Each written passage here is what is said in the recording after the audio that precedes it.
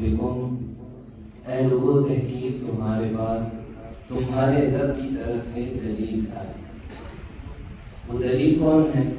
نبی کریم صلی اللہ علیہ وسلم کی ذات والا۔ نبی کریم صلی اللہ علیہ وسلم اللہ تبارک و تعالیٰ کی طرف سے دلیل بن کر آئے، دنیا میں تشریف لائے۔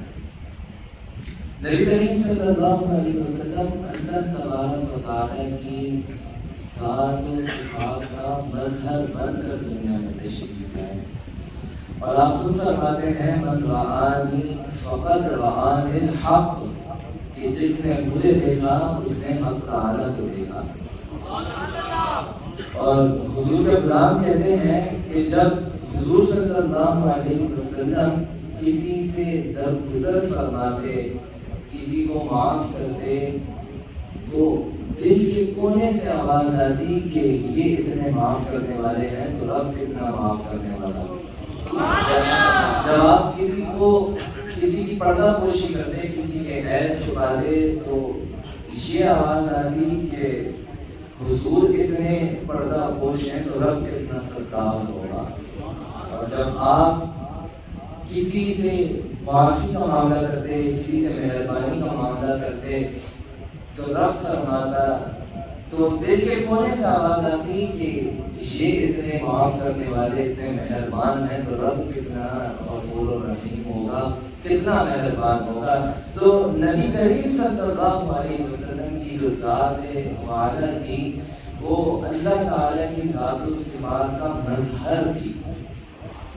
تو اسی طرح نبی پاک صلی اللہ علیہ وسلم کی تمام صفات یہ بتاتی تھیں کہ رب کتنا مہربان ہے، کتنا ستار ہے، کتنا رحیم ہے، کتنا رحمان ہے، کتنا غفور ہے، کتنا ستار ہے۔ کہ ساری صفات حضور کے، اللہ تعالیٰ کی تمام صفات آپ حضور اس کا مظہر تھے۔ اور کچھ لوگ ایسے ہیں کہ جو ظاہری طور پر تو اللہ تبارک و تعالیٰ نے انہیں حسن عطا کیا ہوتا ہے، لیکن وہ خود اس طرح بن کے رہتے ہیں، وہ نفاست کا خیال نہیں رہتے، وہ صاف ستھرے نہیں رہتے۔ سادہ ہونے کا یہ مطلب نہیں کہ بندہ میلا کچیلا رہے، بندہ کے منہ پر مٹی ہو اور اس کو غسل کا پتہ ہی نہ ہو 4 دنوں سے۔ تو اس سادگی کا اور عاجزی کا مطلب یہ نہیں ہے کہ بندہ میلا کچیلا رہے۔ حضور صلی اللہ علیہ وسلم آپ اعلیٰ لباس پہنا کرتے تھے۔ حضرت عبداللہ بن عباس رضی اللہ تعالیٰ عنہ کی روایت موجود ہے، آپ فرماتے ہیں کہ کسی آپ نے بڑا اعلیٰ لباس پہن فرمایا ہوا تھا۔ کسی نے پوچھا کہ آج آپ نے بڑا اعلیٰ لباس پہنا ہوا ہے، تو آپ فرماتے ہیں کہ حضور بھی اعلیٰ لباس پہنا کرتے تھے۔ وہ تو عاجزی کی وجہ سے، امت کے غریب لوگوں کی وجہ سے حضور نے کم قیمت کا لباس پہنا۔ تو عاجزی اور سادگی کا یہ مطلب نہیں کہ انسان میلا کچیلا رہے، بلکہ عاجزی کا یہ مطلب ہے کہ کم قیمت کا لباس زیب تن کر لینا اور نخرے اور تکبر سے بچنا۔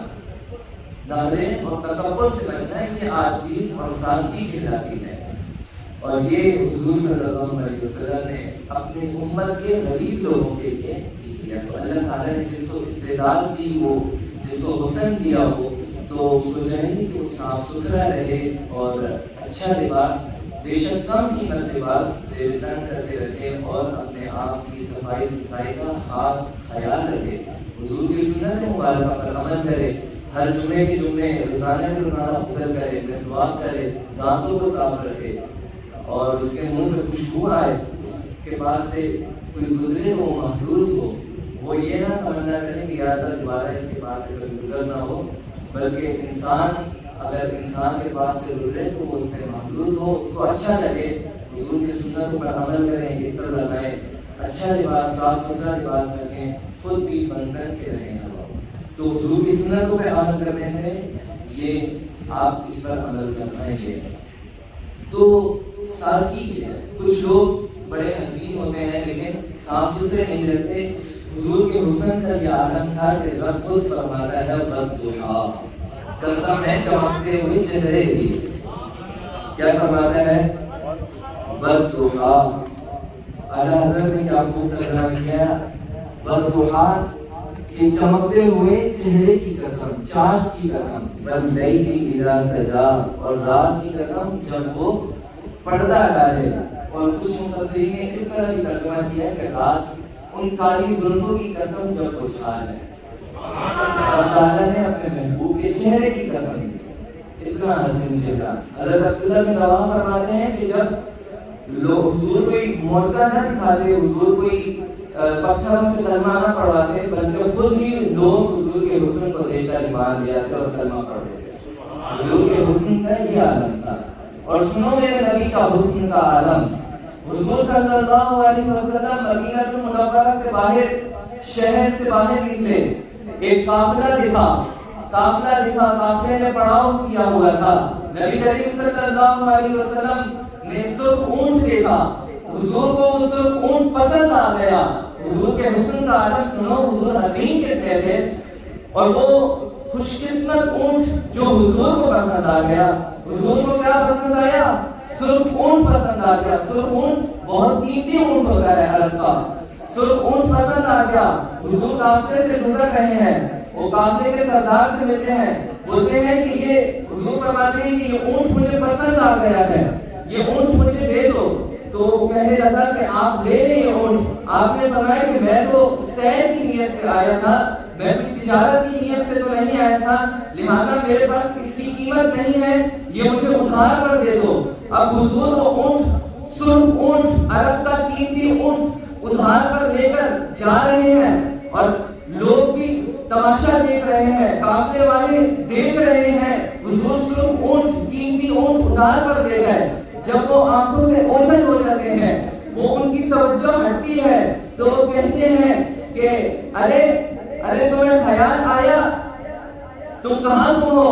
یہ سرخ اونٹ کوئی خرید کے لے گیا, وہ بھی ادھار پر, نہ اس کا نام پتا, کسی کو نام معلوم ہے کہاں نہیں پتا, ایڈریس پتا ہے نہیں پتا, شخص کا پتا ہے, کوئی ضامن ہے, کوئی ضامن بھی نہیں ہے, تو ادھار پہ لے گیا اور ہم کو پتا ہی نہیں. دوسرا شخص بولا, جب میں تو تم تو اس کی ایڈریس کی, اس کے نام کی اور اس کے ضامن کی بات کر رہے ہو, میں تو جب وہ بولتا تھا تو اس کے منہ سے پھول جھڑتے تھے, اور جب وہ بولتا تھا تو اس کے منہ سے پھول جھڑتے تھے, اس کے موتیوں والے دانت دکھتے تھے.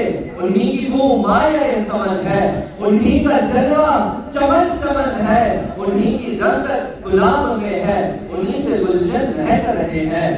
اب دوسرا شخص بولتا ہے, ارے تمہیں پتا ہے تم نے کیا کیا؟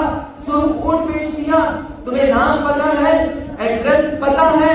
وہ بولتے ہیں تم ایڈریس اور نام کی بات کرتے ہو, اور تم حضور کے حسن کی بات کرتے ہو. میں تو ان کی کنڈل والی زلفوں میں گم تھا, اور میں تو دیکھتا تھا ان کی زلفوں کو.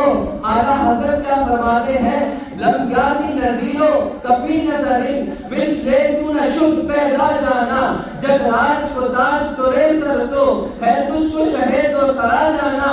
الفی عطشو و صفا کا عدم ہے گیسوئے پاک ہے عقل کرم, بکسن ہارے رم جم دو بوندے گھر بھی گرا جانا.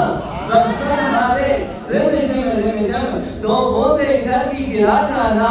اور پنجابی کے شاعر میرے علی شاہ صاحب کیا فرماتے ہیں, مکھ چند بدل شاہسانی ہے, مت چمکے دے لاٹ نورانی ہے, کالی زلف تے اٹھ مستانی ہے, مغمور حقیق ہند بد بڑھیا.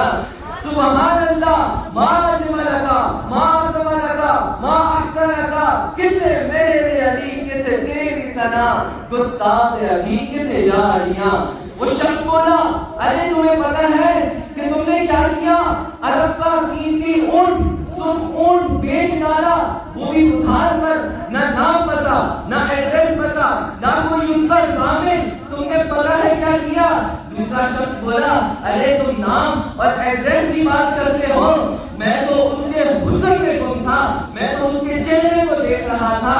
اور کسی شاعر نے بھی کیا خوب کہا, وہ صبح نبی کی سحر کا اجالا, وہ جس کو بہاروں نے صدیوں میں پالا, جسے حق نے آپ خود سانچے میں ڈالا, وہ جس نے اندھیروں سے حق کو نکالا, وہ برکت کا پردہ, وہ رحمت کا جالا, وہ آدم کا عیسیٰ سبھی کا حوالہ, فلک چاند سورج ستارے گواہ ہیں، زمین کے حسین سب نظارے گواہ ہیں۔ وہ آیا ہے جس نے جہاں کو سنبھالا، حسن کی نزاکت امنگوں کی مالا، وہ ہر نوری بشری سے بہتر والا، وہ ہر معجزے میں نبیوں سے اعلیٰ، وہ تقویم احسن میں سب سے نرالا، وہ آدم نے اپنی نگاہوں میں دیکھا، وہ تخلیق قدرت کی باہوں میں دیکھا، وہ عزت میں اول، وہ عفت میں اول، وہ عصمت میں اول، وہ رفت میں اول، عفت میں اول، عصمت میں اول، چاہت میں اول، قدرت میں اول، یوسف سے پہلے، یوشع سے پہلے، صالح سے پہلے،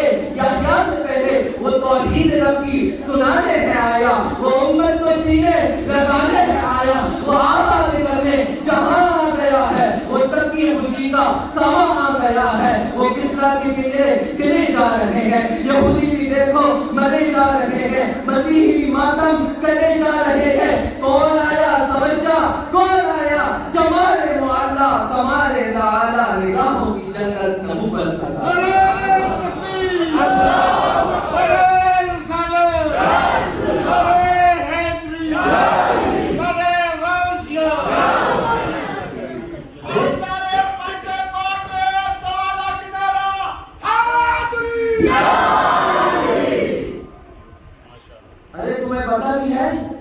کہ تم نے کیا کیا؟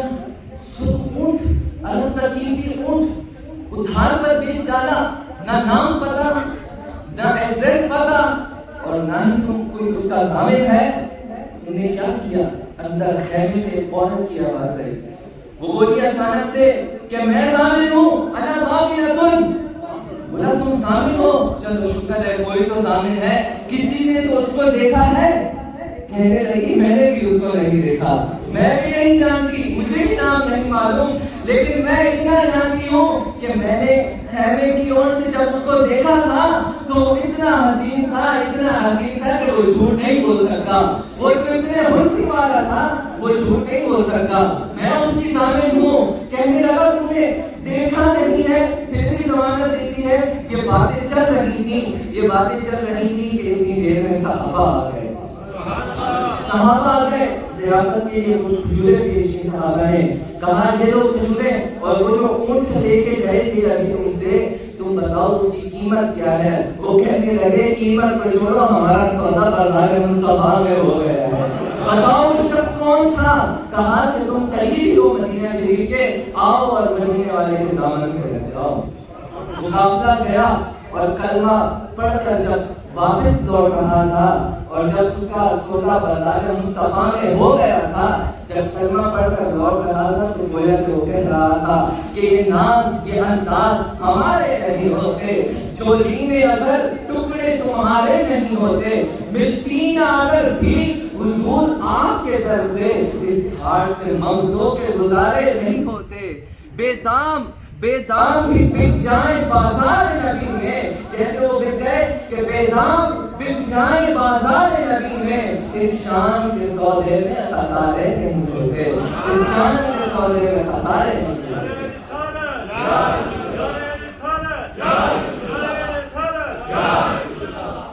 اپنے بچوں کو، اپنے پیاروں کو حدیث مصطفیٰ، حسن مصطفیٰ سکھائے کہ حسن مصطفیٰ کا عالم کیا تھا۔ آج نوجوان لڑکے، نوجوان مرد، وہ کسی کے حسنوں میں پڑے ہیں، وہ کسی کی باتوں میں پڑے ہیں، انہیں بتائیں کہ نبی پاک کا حسن کیا تھا، انہیں یہ سکھائیں، انہیں حدیثیں یاد کرائیں نبی پاک کے حسن کی۔ ترمذی شریف میں، شمائل ترمذی میں، آؤ میں تم کو حدیث سناتا ہوں۔ حدثنا سفيان بن وكيع قال حدثنا جميع بن عمير بن عبد الرحمن العجلي إلا أن علينا من كتابه قال أخبرني رجل من بني تميم بن زياد حالة زوج خديجة ابن عبد الله عن ابن أبي هالة عن الحسن بن علي رضي الله تعالى عنهما قال سألت خالي هند بن أبي هالة وكان وصافا عن حلية رسول الله صلى الله عليه وسلم وأنا أشتهي أن يصف لي منها شيئا يتعلق بي، فقال كان رسول الله صلى الله عليه وسلم فخما مفخما يتلألأ وجهه تلألؤ القمر ليلة البدر أطول من المربوع وأقصر من المشذب عظيم الهامة رجل الشعر إن انفرقت عقبة فرق وإلا فلا يجاوز شعره شحمة أذنيه اذا وفره اظهر اللون واسع الجبين ازج الحواجب سواد والقلب بينهما عرق يدر الغضب اقنت عينيه له نور يعلو يحسب من لم يتامل اشم كسر اللحية سهل الخطين دريع الفم مفلج اللسان دقيق المسروة كأن عنقه جيد دمية في صفائف الدم معتدل الخلق باطن متماسك سواء البطن والصدر عديد الصدر بعيد ما بين المنكبين ضخم الكراديس أنور المتجرد موصول ما بين اللبة والسرد بالشعر يجري كالخط عالي الصدرين والبطن ما سوى ذلك أشعر الذراعين والمنكبين وأعالي الصدر طويل السندين رحب الراحة شفت الكفين والقدمين سائل الأطراف وقال الشاعر الأطراف خمسان مسين مسيح القدمين ينبع عنهما الماء إذا زال قلعا يخطو تكفيا ويمشي هونا ذريعا مشيته إذا مشى كأنما ينحط من سبب وإذا التفت جميعا خافض التفي نظروا إلى الأرض أكثر من نظر إلى السماء جل نظر الملاحظة يسلب أصحابه ويبدأ من لقي بالسلام. یہ حضور کی حدیثیں اپنے بچوں کو اپنے پیاروں کو یہ یاد کروائیں، حضور کے قسم کے بارے میں بتائیں، حضور کے بارے میں بتائیں، دین اسلام کے بارے میں بتائیں.